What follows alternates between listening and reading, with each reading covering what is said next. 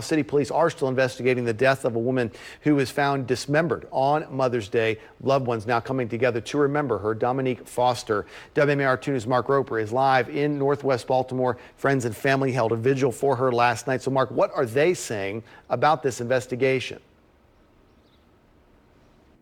Well, Dominique's family members, as well as the Baltimore Police Department, believe that it was her own father who killed her, and many gathered here last night to pray for her. Dominique Foster was a mother of 6, and she will be missed. Friends and family gathered at the spot where her body was found to show their love for her.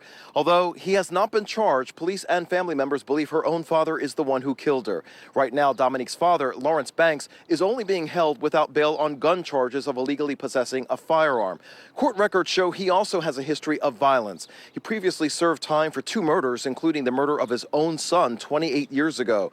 Police found Dominique's body in a garbage bag placed in a shopping cart on Mother's Day. They say it only contained her shoulders and arms. Detectives released a photo showing a tattoo of lips, which a family member recognized and then called police. Her daughter has set up a GoFundMe page to give her a proper burial.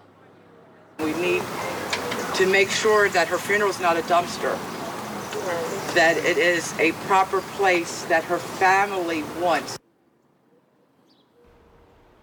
Well, Dominique's father was also sentenced to jail in the 1970s for throwing her through a glass door as a baby. And if you'd like to contribute and help the family out, that GoFundMe page, we have a link to it on our website, WMAR2news.com. We are live in Northwest Baltimore. Mark Roper, WMAR2 News.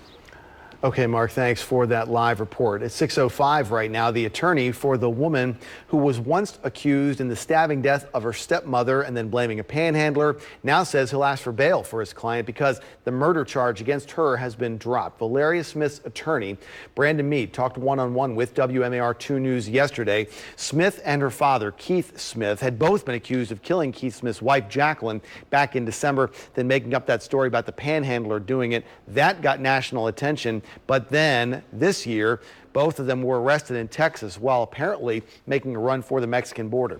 Monday of this week, prosecutors dropped the murder and other serious charges against Valeria Smith. So now she's only charged with accessory to murder after the fact. Her attorney says he's not sure yet whether Valeria Smith will wind up testifying in court against her father. The reality is she was in the car.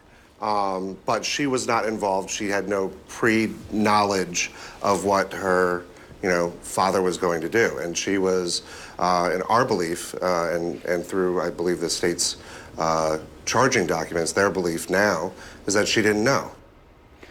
Now, Keith Smith still does face murder charges, and according to online court records, he's due in court for an arraignment on that murder charge later this week. We'll let you know what happens there. 6:07 right now. It is still not clear what happened to cause a DPW employee to fall to her death at the Patapsco wastewater treatment plant in South Baltimore. That employee has now been identified as Trina Cunningham, who worked for DPW for more than 20 years. WMAR 2 News' Megan Knight is at that plant this morning with the latest on the investigations into that incident.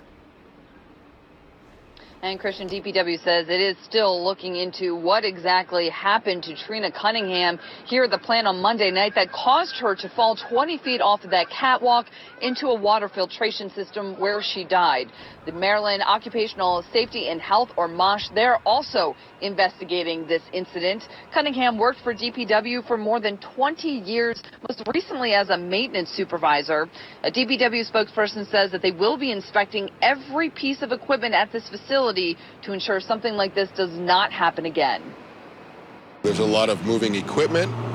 There is a lot of water. There is enclosed space. In the case of Patapsco, there are elevated catwalks above the floor of the facility. So safety is paramount. And according to the U.S. Bureau of Labor Statistics, there's only been